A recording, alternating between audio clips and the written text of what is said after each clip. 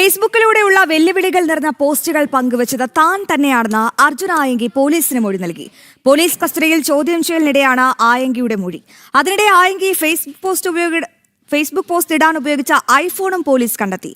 ആയങ്കി വിവിധ സ്ഥലങ്ങളിൽ എത്തിച്ച് തെളിവെടുപ്പും നടത്തി.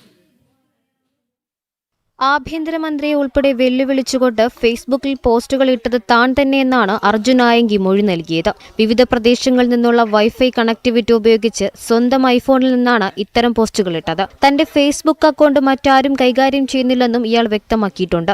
അതിനിടെ കേസിൽ നിർണായകമായ അർജുൻ ആയങ്കിയുടെ മൊബൈൽ ഫോൺ പോലീസ് കണ്ടെത്തി. പിടിയിലാകുമ്പോൾ അർജുൻ ആയങ്കി ഉണ്ടായിരുന്ന അഭിഭാഷകയുടെ അപ്പാർട്ട്മെന്റിന് സമീപത്തെ ഷൂ റാക്കിൽ നിന്നാണ് മൊബൈൽ കണ്ടെത്തിയത്. ആഭ്യന്തരമന്ത്രിയെ അവഹേളിച്ചുകൊണ്ട് ആയങ്കി ഫേസ്ബുക്ക് പോസ്റ്റ് ഇട്ടത് ഈ മൊബൈലിൽ നിന്നാണെന്നാണ് സൂചന.